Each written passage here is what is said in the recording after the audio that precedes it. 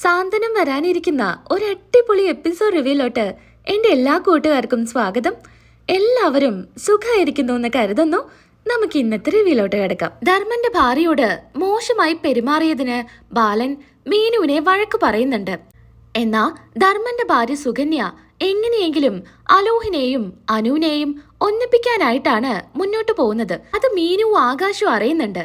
അതുകൊണ്ടാണ് സുകന്യയോട് ദേഷ്യപ്പെട്ട് സംസാരിക്കേണ്ടി വന്നത്. ബാലൻ മീനുവിനെ വഴക്കു പറയുമ്പോഴും മീനു സത്യം ഒന്നും പറയുന്നുണ്ടായിരിക്കില്ല.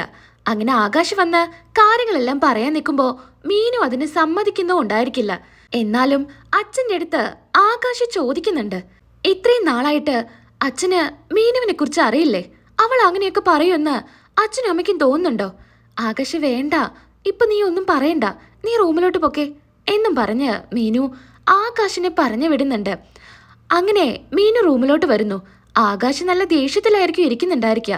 ആകാശേ, നീ എന്തിനാ ഇങ്ങനെ ദേഷ്യപ്പെടുന്നേ? അച്ഛനോടൊന്നും പറയണ്ടെന്ന് ഞാൻ പറഞ്ഞതല്ലേ?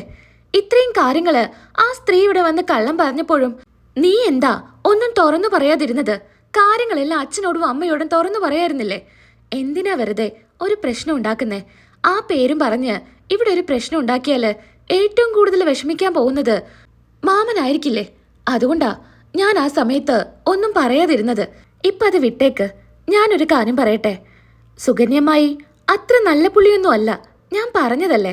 അപ്പൊ നീ അത് വിശ്വസിച്ചില്ലല്ലോ. എനിക്കിപ്പോഴാ അവരെ കുറിച്ച് നല്ല പോലെ മനസ്സിലായത്. ഇപ്പോഴെങ്കിലും നിനക്ക് മനസ്സിലായല്ലോ. ഈ വീട്ടിൽ നിന്ന് നമുക്കായിട്ട് പണി തരാനാ ആ സ്ത്രീ ഉദ്ദേശിക്കുന്നേ. എന്നാലും എങ്ങനെയാ അവർക്ക് നിനക്ക് സാധിക്കുന്നേ? നീ ഒരു കാര്യം മനസ്സിലാക്ക്. ആ വീട്ടില് നിങ്ങളുടെ അമ്മായി ഉണ്ടല്ലോ, മാമന്റെ ഭാര്യ. മാമന്റെ ഭാര്യ ഇവരുടെ ചേച്ചിയാ, ചേച്ചിയുടെ മകൻ. അവരെ സപ്പോർട്ട് ചെയ്യുന്നതില് കുറ്റൊന്നും പറയാൻ പറ്റില്ല. എന്നാലും നമ്മൾ കുറച്ച് കരുതലോടെ ഇരിക്കണം. ഇവരാണെങ്കില് എല്ലാം അവിടെ പോയി പറയുന്നുണ്ട്. അതുകൊണ്ട് ഇനിയെങ്കിലും സൂക്ഷിച്ചും കണ്ടിട്ടും ഓരോ കാര്യങ്ങളും ചെയ്യണം. അതല്ല ആകാശേ, എനിക്കൊരു സംശയം കൂടെയുണ്ട്. കല്യാണത്തിന് ശേഷം മാമന്റെ സ്വഭാവം നീ ശ്രദ്ധിച്ചിട്ടുണ്ടോ? പണ്ടത്തെ പോലെ ചിരിയും കളിയും ഒന്നുമില്ല. ആകെ കൂടെ ഒരു ശാന്തമായിട്ടുള്ള അവസ്ഥ. നീ ശ്രദ്ധിച്ചോ? ഞാനും ശ്രദ്ധിച്ചതാ. ഇതിനെക്കുറിച്ച് മാമനോട് ഞാൻ ചോദിക്കുകയും ചെയ്തു. അപ്പൊക്കെ ഒഴിഞ്ഞു മാറുകയോ ചെയ്തത്. നമുക്ക് എന്തായാലും ഇക്കാര്യം മാമന്റെ അടുത്ത് പോയി പറയാം. അമ്മയെ പറഞ്ഞ് ചിലപ്പോ ഉപദേശിച്ചാലോ? അതുകൊണ്ട് ഇപ്പൊ തന്നെ പോയി മാമനോട് കാര്യം പറയാമെന്ന് ആകാശം മീനുവും തീരുമാനിക്കുന്നു. എന്നാ ധർമ്മനാണെങ്കില് പുറത്തിങ്ങനെ ആലോചിച്ച് നിൽക്കുന്നുണ്ട്. കല്യാണമേ വേണ്ടായിരുന്നു എന്നായിരിക്കും ചിന്തിക്കുന്നത്. അത്രയ്ക്കും മോശം സ്വഭാവത്തിനുടമയാണ് സുകന്യ. അങ്ങനെ ആകാശം മീനുവും പുറത്തോട്ട് വരുന്നു.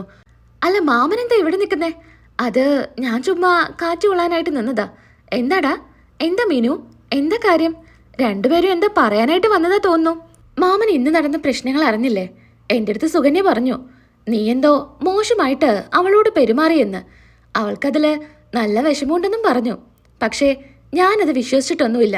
മീനുവിനെ എനിക്കറിയാലോ, അവൾ അങ്ങനെയൊന്നും ചെയ്യില്ല എന്ന് എനിക്ക് ഉറപ്പാ. അവൾക്കെന്തോ എന്തോ തോന്നിയതായിരിക്കും നിന്റെ സംസാരത്തില്. അതുകൊണ്ടാ അവൾ അങ്ങനെയൊക്കെ പറഞ്ഞേ. നീ വിഷമിക്കാനൊന്നും നിൽക്കണ്ട. ഇത് കേൾക്കുമ്പോൾ മീനു പറയുന്നുണ്ട്, അതല്ല മാമ കാര്യം. ഒരു തവണ അനുവിൻ്റെ അടുത്ത് അലോഹിനെ കുറിച്ച് സംസാരിക്കുന്നത് ഞാൻ കേട്ടു. അവൻ നല്ല പയ്യനാണെന്നും അവൻ്റെ കൂടെ ജീവിച്ച നിനക്ക് ജീവിതകാലം മുഴുവൻ സന്തോഷത്തോടു കൂടി മുന്നോട്ട് പോവാ എന്നൊക്കെ അനുവിൻ്റെ അടുത്ത് പറഞ്ഞു കൊടുക്കുന്ന കണ്ടു. അന്നേ ഞാൻ അമ്മായിക്ക് വാണിങ് കൊടുത്തതാ. ഇന്നാണെങ്കില് അമ്മായിയാ അനുവിനെ കോളേജിലാക്കാനായിട്ട് പോയത്. അവിടെ വെച്ചും അലോഹുമായിട്ട് സംസാരിക്കുന്നുണ്ടായിരുന്നു. അമ്മായി വിളിച്ചു വരുത്തിയതാ അവനെ. എല്ലാറ്റിനും കൂട്ടു നിൽക്കുന്നത് അമ്മായിയാ. ആകാശം ഞാനും നേരിട്ട് കണ്ടതാ. നിങ്ങൾ രണ്ടുപേരും ഉണ്ടായിരുന്നോ? എന്നിട്ട് മീനു മാത്രമേ ഉണ്ടായിരുന്നുള്ളൂ എന്നാലോ എല്ലാവരോടും പറഞ്ഞത്.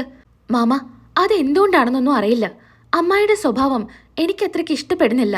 നമ്മുടെ മോളാ അനു. അവളെ ആ ഒരു കുഴിയിൽ കൊണ്ടുപോയി ചാടിക്കുന്ന കാര്യം നമ്മൾ ചിന്തിക്കോ? എന്നാ അമ്മായി അങ്ങനെയാ ചിന്തിക്കുന്നേ. അതൊന്ന് പറഞ്ഞ് അമ്മായിയെ മനസ്സിലാക്ക്.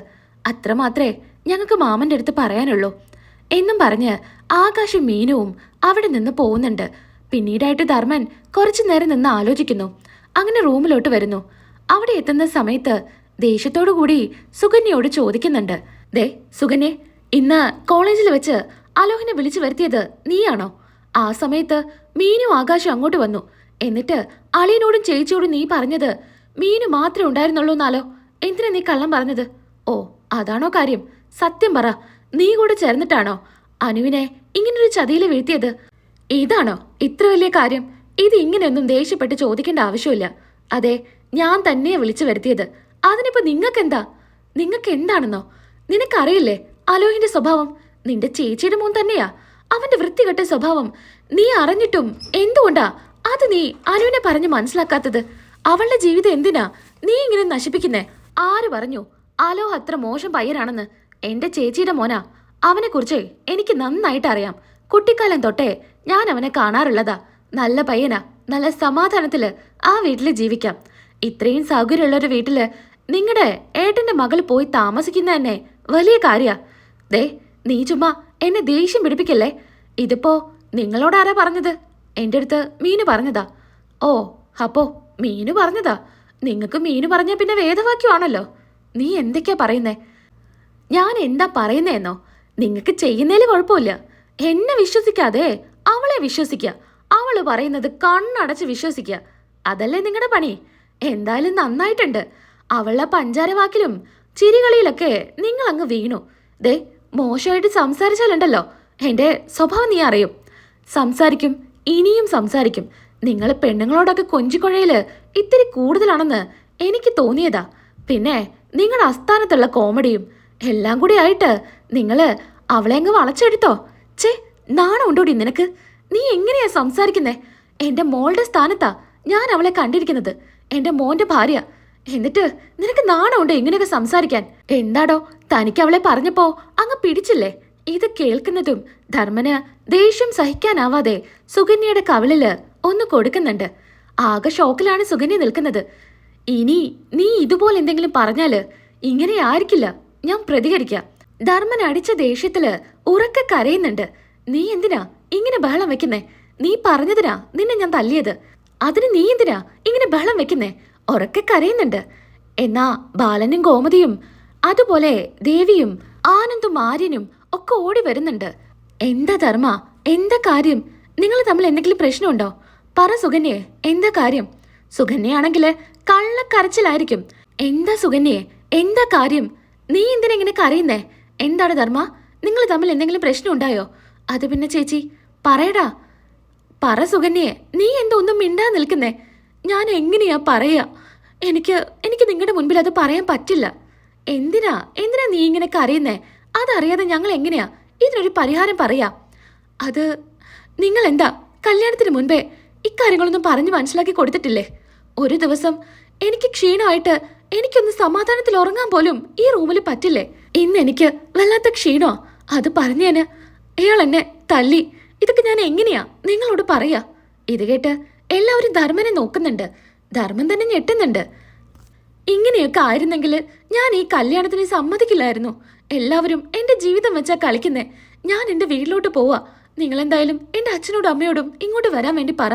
ഇനി ഒരു നിമിഷം ഞാൻ ഇവിടെ നിൽക്കില്ല. ഇത് കേട്ട് ധർമ്മൻ എല്ലാവരും മുൻപിലും തല താഴ്ത്തി നിൽക്കുന്നുണ്ട്, മറുത്തൊന്നും പറയാനാവാതെ. ഇത്രയും വലിയ പച്ചക്കള്ളം ഇങ്ങനെ പറയുമ്പോ ആർക്കായാലും അത് സഹിക്കാൻ പറ്റില്ല. അതും സ്വന്തം ഭാര്യയല്ലേ പറയുന്നത്. ധർമ്മനോട് ആരും ഒന്നും ചോദിക്കുന്നില്ല. ദേ സുകന്യെ, നിന്നെ ഞാൻ എന്ത് പറഞ്ഞിട്ടാ സമാധാനിപ്പിക്കാന്ന് എനിക്കറിയില്ല. നീ വാ. അങ്ങനെ ഗോമതിയോട് ബാലൻ പറയുന്നുണ്ട്, ഇന്ന് എന്തായാലും ഇവളുടെ കൂടെ നീ ഇവിടെ കിടക്ക് എന്നും പറഞ്ഞ് ബാലൻ പുറത്തോട്ട് പോകുന്നുണ്ട്. ധർമ്മനാണെങ്കില് റൂമിന് വെളിയിലോട്ട് വരുന്നുണ്ട്. എന്തെന്നില്ലാത്ത ഒരു സങ്കടമായിരിക്കും. എന്നാ അളിയൻ പറയുന്നുണ്ട്, എന്താണ് ധർമ്മ നീ ഇങ്ങനെ? എനിക്ക് നിന്നോട് എന്താ പറയണ്ടെന്ന് പോലും അറിയില്ല. നിനക്ക് ഇത്ര ബുദ്ധി ഇല്ലാതായി പോയല്ലോ.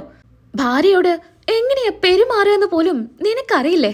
നിന്നെ ഓർക്കുമ്പോ എനിക്ക് എന്നോട് തന്നെ ദേഷ്യം തോന്നാ. ഇത് കേട്ടാണെങ്കില് ധർമ്മന് സഹിക്കാൻ പോലും പറ്റുന്നുണ്ടായിരിക്കില്ല. ധർമ്മൻ പൊട്ടിക്കരയുന്നുണ്ട്. അപ്പോഴായിരിക്കും ഗോമതി റൂമിൽ നിന്ന് വരുന്നത്. ദേ ധർമ്മ, ഞാൻ നിന്റെ ചേച്ചിയാ. നിന്നോട് എങ്ങനെയാ ഇക്കാര്യങ്ങളൊക്കെ പറഞ്ഞു തരണ്ടേന്ന് എനിക്കറിയില്ല. നിന്നേക്കാ വയസ്സ് കുറഞ്ഞവര് ഇവിടെ കല്യാണം കഴിച്ചതാ. അവരൊക്കെ അവര് ഭാര്യമാരെ നല്ല രീതിക്കാ നോക്കുന്നേ. എന്നാ നീ മാത്രം എന്താ അവളെ സാഹചര്യങ്ങളൊന്നും മനസ്സിലാക്കാത്തത്?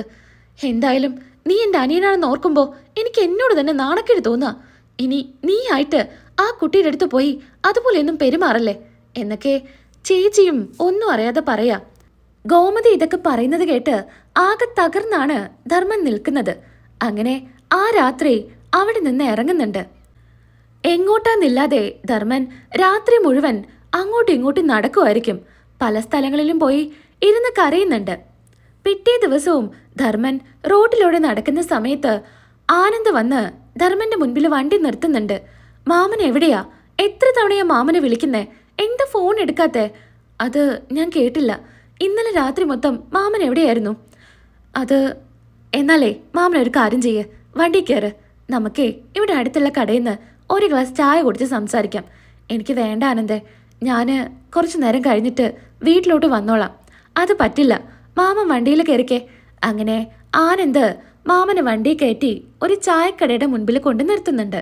അവിടുന്ന് ഓരോ ഗ്ലാസ് ചായയും വാങ്ങിച്ചു കുടിച്ച് ആനന്ദ് ചോദിക്കുന്നുണ്ട്, എന്താ മാമ, എന്താ പ്രശ്നം? എല്ലാം കൊണ്ടും പ്രശ്ന.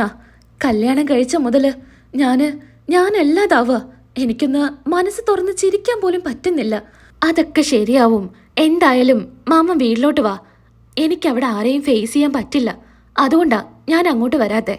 മാമൻ അതിന് എന്ത് തെറ്റ് ചെയ്തിട്ടാ? എന്തിനാ വെറുതെ മാമന്റെ മനസ്സിങ്ങനെ വേദനിപ്പിക്കുന്നേ? ഒരു കാര്യം ചെയ്യേ, കുറച്ചു നേരം കഴിഞ്ഞിട്ട് മാമൻ വീട്ടിലോട്ട് വന്നാൽ മതി. അതുവരെ നമുക്കിവിടെ എവിടെയെങ്കിലും ഇരിക്കാം, മാമന്റെ മനസ്സ് ശരിയാവുന്നത് വരെ. അതൊന്നും വേണ്ട ആനന്ദേ, നീ വീട്ടിലോട്ട് പൊക്കോ. മാമ, ഞാനൊരു കാര്യം പറയട്ടെ. ഞാനും ദേവിയും തമ്മിൽ കല്യാണം കഴിഞ്ഞ സമയത്ത് ഒരുപാട് പ്രശ്നങ്ങളുണ്ടായിരുന്നു. ചെറിയ ചെറിയ പ്രശ്നങ്ങളൊക്കെ അങ്ങ് തീർന്നു പോവും. ഇപ്പോഴാണെങ്കിൽ അവൾക്ക് എന്നെയും എനിക്ക് അവളെയും പൂർണ്ണമായിട്ട് മനസ്സിലായി തുടങ്ങി. അതുപോലെ കുറച്ച് നാൾ കഴിയുമ്പോൾ അമ്മായിക്ക് മാമനെയും മനസ്സിലാവും. അപ്പൊ പിന്നെ ഈ പ്രശ്നങ്ങളൊന്നും ഉണ്ടാവില്ല. നീ വിചാരിക്കുന്ന പോലെയൊന്നുമല്ല കാര്യങ്ങൾ.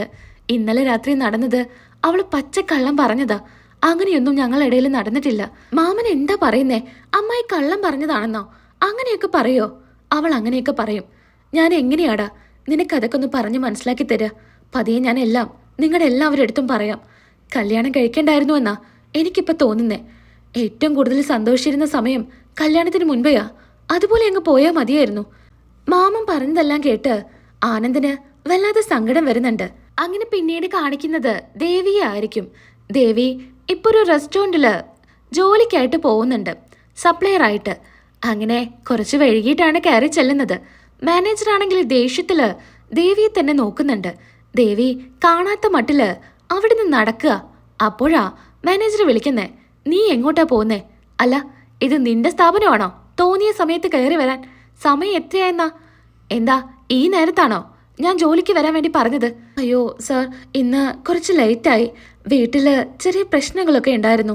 അതുകൊണ്ട് എനിക്ക് കുറച്ച് ലേറ്റായിട്ട് ഇറങ്ങാൻ പറ്റിയത്. ഇനി ഇത് ആവർത്തിക്കില്ല. ഇനി ആവർത്തിക്കാതിരുന്നാലേ തനിക്ക് നന്നു. അല്ലെങ്കിൽ ജോലിയിൽ നിന്ന് ഞാൻ പിരിച്ചങ്ങ് വിടും. പിന്നെ ജോലിയെന്നും പറഞ്ഞ് ഇങ്ങോട്ട് കയറി വരരുത്. ഇല്ല സാർ, ഇനി അങ്ങനെയൊന്നും ഉണ്ടാവില്ല. ഇനി എന്തായാലും ഞാൻ നേരത്തെ വന്നോളാം. ഇനി വൈകില്ല എന്നും പറഞ്ഞ് ദേവി ഉള്ളിലോട്ട് പോകുന്നുണ്ട്. വർക്കിംഗ് ഡ്രസ് എല്ലാം ഇട്ട് ജോലി ആരംഭിക്കുന്നുണ്ട്. ഒരു നിമിഷം പോലും ഇരിക്കാൻ സമയം കിട്ടില്ല. അത്രയും തിരക്കുള്ള ഒരു റെസ്റ്റോറൻറ്റാ. അവിടെയുള്ളവരെല്ലാം ലേഡി സ്റ്റാഫ് ആയിരിക്കും. അങ്ങനെ കസ്റ്റമർക്ക് വേണ്ടതെല്ലാം കൊണ്ടുവയ്ക്കുന്നു. മേശ ക്ലീൻ ചെയ്യും ഒക്കെ ചെയ്യുന്നുണ്ട്. ഈ സമയത്താണ് അങ്ങോട്ടേക്ക് അച്യുതനും അലോവും കയറി വരുന്നത്. പെട്ടെന്ന് ഇവരെ രണ്ടുപേരെയും കാണുമ്പോൾ ദേവി ഒന്ന് പേടിക്കുന്നുണ്ട്. പെട്ടെന്ന് അവിടെ മറഞ്ഞിങ്ങനെ നിൽക്കുക. അയ്യോ, ഇവരെന്താ ഇപ്പം ഇങ്ങോട്ട് വന്നത്? ഇനിയിപ്പോ എന്നെ കാണോ? മാനേജറാണെങ്കിൽ ദേവിയെ തന്നെ ശ്രദ്ധിക്കുന്നുണ്ട്. ഇവളിത് എന്തൊക്കെയാ കാണിക്കുന്നതെന്ന്. എന്നാ അച്യുതനെയും മലോഹിനെയും കണ്ട് അവരോട് സംസാരിക്കുന്നുണ്ട് മാനേജർ. ആ അച്യുതൻ സാറോ? സാറെന്താ ഇങ്ങോട്ട്? കുറേ ആയല്ലേ കണ്ടിട്ട്. ഞങ്ങളെ ഇവിടെ അടുത്ത് വരെ വന്നതാ. ഇനിയിപ്പോ വീട്ടിൽ പോയി ഭക്ഷണം കഴിക്കാനൊന്നും സമയമില്ല. അതുകൊണ്ട് പുറത്തുനിന്ന് കഴിക്കാന്നാ കരുതിയത്. അതാ ഞാൻ നിന്റെ ഹോട്ടലിലോട്ട് വന്നത്. അതിനെന്താ? ഇവിടെ എല്ലാ തരം ഫുഡും ഉണ്ട്. ഏത് വേണമെങ്കിൽ നിങ്ങൾ പറഞ്ഞാൽ മതി. ഏതാണെങ്കിലും നിന്റെ ഇഷ്ടം പോലെ കൊണ്ടുവന്നാൽ മതി. അല്ല, ഈ ടേബിൾ ആരാ നോക്കുന്നേ? അവളെവിടെ? ദേവി അവൾ അങ്ങോട്ട് പോയി. എവിടെയെന്നറിയില്ല. എന്നാ പോയിട്ട് വിളിച്ചിട്ട് വാ. ഇവിടെ പുതിയതായിട്ട് ജോലിക്ക് വന്ന ഒരു സ്റ്റാഫാ. എല്ലാം കൊണ്ടും കുറച്ച് ബാക്കിലോട്ടാ. വിളിച്ച് പറഞ്ഞാലേ കാര്യങ്ങളൊക്കെ ചെയ്യൂ. എല്ലായിടത്തും ഇത് തന്നെയാ അവസ്ഥ. പിന്നെ നമ്മൾ മുതലാളിമാർക്ക് അതൊക്കെ അങ്ങ് സഹിച്ചു പോയല്ലേ പറ്റൂ. അല്ല, എങ്ങനെ പോണു കച്ചവടം? എന്തായാലും ദൈവത്തിൻ്റെ അനുഗ്രഹം കൊണ്ട് നല്ല രീതിക്ക് പോകുന്നുണ്ട്. എന്നാ അങ്ങനെ തന്നെ പോട്ടെ. അല്ല, എന്തൊക്കെയാ വേണ്ടെന്ന് പറഞ്ഞാൽ ഞാനത് പറയായിരുന്നു. നിനക്ക് എന്തൊക്കെയാണോ ഈ ഹോട്ടലിൽ ഇഷ്ടപ്പെട്ടത് അത് നീ ഞങ്ങൾക്ക് തന്നാൽ മതി. എന്താണെങ്കിലും വിരോധമില്ല. എന്ന് അച്യുതൻ പറയുന്നു. മാനേജർ തന്നെ കിച്ചണിൽ പോയി കാര്യങ്ങളെല്ലാം സംസാരിക്കുന്നുണ്ട്. ദേവിയാണെങ്കിൽ ഇവര് മറഞ്ഞു നിന്ന് നോക്കുന്നുണ്ടായിരിക്കും, ആരുടെയും കണ്ണ് പെടാതെ. ഇവർക്കെന്തിനാ ഹോട്ടലിൽ വന്ന് ഭക്ഷണം കഴിക്കേണ്ട ആവശ്യം? വീട്ടില് മിത്രയുടെ അമ്മയുണ്ട്, മിത്രയുടെ ഇളയമയുണ്ട്, അവരൊക്കെ ഉണ്ടാക്കി കൊടുക്കില്ലേ? എന്നിട്ടെന്തിനാ ഇങ്ങോട്ട് വന്നിരിക്കുന്നേ? മനുഷ്യന്റെ സമാധാനം കളയാനായിട്ട് എന്നൊക്കെ ദേവി പറയുന്നുണ്ട്. പിന്നെ അവര് ഭക്ഷണം കഴിച്ച് തീരുന്നവരെയും ദേവി അവിടെ നിന്ന് മാറുന്നുണ്ടായിരിക്കില്ല. എത്ര നേരായി ഇവരെന്താ പോവാത്തെ? കുറച്ചു നേരം കണ്ടില്ലെങ്കിൽ തന്നെ മാനേജർ എന്നെ വഴക്ക് പറയും. ഇനിയിപ്പോ പറയേണ്ട ആവശ്യം ഉണ്ടായിരിക്കില്ല. എന്നെ ഇവിടെ ഇട്ട് വറക്കുമെന്നാ തോന്നുന്നത്. അങ്ങനെ ഭക്ഷണം കഴിച്ച് അലോഹും അച്യുതനും ഇറങ്ങാൻ നിൽക്കുന്നുണ്ട്. അയ്യോ, പൈസയൊന്നും വേണ്ട, അതൊന്നും പറ്റില്ല. ഭക്ഷണം കഴിച്ച് എവിടെയാണെങ്കിലും പൈസ കൊടുക്കണം. അങ്ങനെ പൈസയും കൊടുത്ത് അച്യുതനും അലോഹും അവിടെ നിന്ന് ഇറങ്ങുന്നുണ്ട്. ഇറങ്ങിയെന്ന് ഉറപ്പാക്കുന്ന ദേവി അങ്ങനെ ഉള്ളിലോട്ട് വരാ. മാനേജറാണെങ്കിൽ ദേവിയെ തന്നെ നോക്കുന്നുണ്ട്. നീ എന്ത് കണ്ടിട്ടാ ഇങ്ങനെയൊക്കെ ചെയ്യുന്നേ? കസ്റ്റമറെ നോക്കാതെ നീ എവിടെ പോയി കിടക്കുമായിരുന്നു? അത് പിന്നെ സാർ, എനിക്ക് മനസ്സിലായി. നിനക്ക് അച്യുതൻ സാറിനെയും അലോഹിനെയും അറിയോ? അത് എനിക്കറിയാം. നീ പലരും ഇവിടെ വരുമ്പോൾ ഇതുപോലെ ഒളിച്ച് കളിക്കാറുണ്ട്. എനിക്ക് എന്തോ സംശയം തോന്നുന്നുണ്ട്. നീ വീട്ടിൽ പറയാതെയാണോ ജോലിക്ക് വരുന്നേ? അതോ എന്തെങ്കിലും ഒപ്പിച്ചിട്ടാണോ നീ ഇവിടെ വന്ന് ജോലി ചെയ്യുന്നേ? സത്യം പറ. അയ്യോ, അങ്ങനെയൊന്നുമല്ല സാറേ. ഈ ജോലിയിൽ നിന്ന് എന്നെ പിരിച്ചു വിടരുത്. അവരെ എനിക്ക് അറിയുന്നതാ. വീട്ടില് ഞാൻ പറയാതെയാ ജോലിക്ക് വന്നിരിക്കുന്നേ. അവരറിഞ്ഞു കഴിഞ്ഞാൽ ഈ ജോലിക്ക് വരാനൊന്നും സമ്മതിക്കില്ല. അതുകൊണ്ടാ ഞാൻ ആരോടും പറയാതിരിക്കുന്നേ. ഇവരറിഞ്ഞാൽ വീട്ടിൽ പോയി പറഞ്ഞു കൊടുക്കും. അതുകൊണ്ടാ ഞാൻ ഒളിഞ്ഞു മാറി നിന്നത്. എന്നെ ഈ ജോലിയിൽ നിന്ന് പറഞ്ഞു വിടരുത്. ഇങ്ങനെ പോയാലേ നിന്നെ എത്രയും വേഗം പറഞ്ഞു വിടേണ്ടി വരുമെന്നാ എനിക്ക് തോന്നുന്നേ. ഇത്തവണ ഞാൻ ക്ഷമിക്കുക. എന്നാ ഇനി ഇത് ആവർത്തിക്കരുത്. അങ്ങനെ മാനേജർ അവിടെ നിന്ന് പോകുന്നുണ്ട്. എന്നാ ദേവിയാണെങ്കിൽ വല്ലാത്ത സങ്കടപ്പെട്ടാ നിൽക്കുന്നേ. ഏത് നിമിഷവും സത്യങ്ങളെല്ലാം എല്ലാവരും അറിയും. അത് പേടിച്ച് ദേവിക്ക് വല്ലാത്ത സങ്കടമായിരിക്കും. എന്തായാലും ഇന്നത്തെ എപ്പിസോഡ് ഞാൻ ഇവിടെ വെച്ച് അവസാനിപ്പിക്കുകയാണ്. നമ്മുടെ വീഡിയോ ഇഷ്ടപ്പെടുന്നുണ്ടെങ്കിൽ നിങ്ങൾ ഒന്ന് ലൈക്ക് ചെയ്യണേ. സബ്സ്ക്രൈബ് ചെയ്യാത്ത കൂട്ടുകാരുണ്ടെങ്കിൽ ഒന്ന് സബ്സ്ക്രൈബും ചെയ്തേക്കുക. നാളെ നമുക്ക് ഒരു അടിപൊളി റിവ്യൂ ആയിട്ട് കാണാം. അതുവരേക്കും എൻ്റെ എല്ലാ കൂട്ടുകാർക്കും ടാറ്റാ.